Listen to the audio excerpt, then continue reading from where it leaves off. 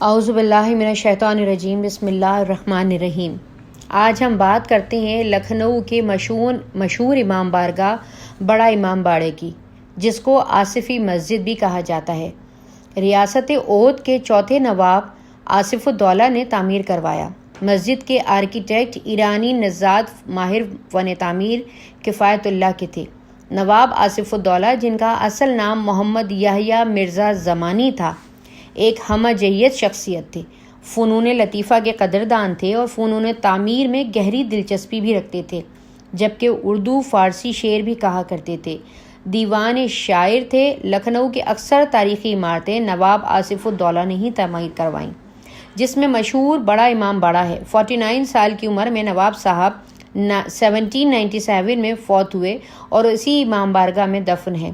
آصفی مسجد بھی اسی امام بارگاہ کے احاطے میں واقع ہے۔ بڑا امام باڑہ 1773 میں بننا شروع ہوا تھا۔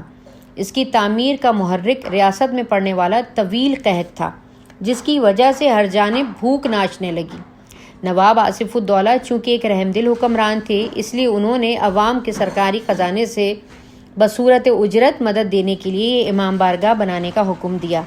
یہاں ان کی ذہانت کی داد نہ دینا ناانصافی ہوگی، کیونکہ نوابی سرکاری خزانے کو بطور عطیہ بھی تقسیم کر سکتے تھے، لیکن انہوں نے یہ قدم اس وجہ سے نہ اٹھایا کیونکہ ایسا کرنے میں رعایا گھر بیٹھ کر کھانے کی عادی ہو جاتی اور ہڈ حرام اور ناکارہ ہو جاتی۔ عوام کو محنت کا عادی بنانے کی غرض سے انہوں نے سرکاری خزانہ اجرت کی صورت میں تقسیم کیا۔ وہ روزانہ 5000 مزدوروں کے ذریعے قریب 10 سال بعد یہ امام باڑہ تعمیر کے مراحل و تکمیل کو پہنچا۔ قحط سالی بھی ساتھ ہی ختم ہو گئی۔ جسے نہ دے مولا اسے دے آصف الدولہ۔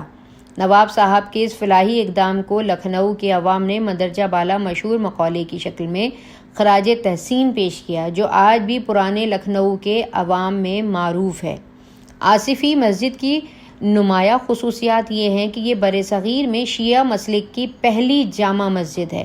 برصغیر میں شیعوں کے یہاں سب سے پہلی مرتبہ باجماعت نماز جمعہ ہجری کیلنڈر کے حساب سے تقریباً 240 سال قبل اسی مسجد میں پڑھائی گئی۔ برصغیر کے پہلے مجتہد سید دلدار علی نقوی غفران مآب نے اسی مسجد کی امامت نواب صاحب کی درخواست پر سنبھالی تھی۔ وہی برصغیر میں شیعوں کے پہلے خطیب جمعے کے تھے۔ ان کے خاندان کو ہندوستان میں خاندان اجتہاد کہا جاتا ہے۔ Doctor club Sadiq of Lucknow, Maulana Hasan Zafar Naqvi of Karachi انہی کے خاندان سے تعلق رکھتے ہیں۔ آصفی مسجد اس وقت خستہ حالی کا شکار ہے، حالانکہ شیعہ ٹرسٹ ہندوستان اور لکھنؤ کی شہری حکومت اس کی دیکھ بھال کے ذمہ دار ہیں، اور حکومت بڑا امام باڑہ کو ایک تاریخی مقام کے طور پر دیکھنے آنے والے خواتین اور مد حضرات کے لیے ٹکٹ کی صورت میں رقم بھی وصول کرتی ہے، لیکن ابھی تک عدم توجہی کی وجہ سے اس کا کوئی پرسان حال نہیں۔ ایسی دیگر اور معلومات جاننے کے لیے ہمارے چینل کو سبسکرائب کریں۔ شکریہ۔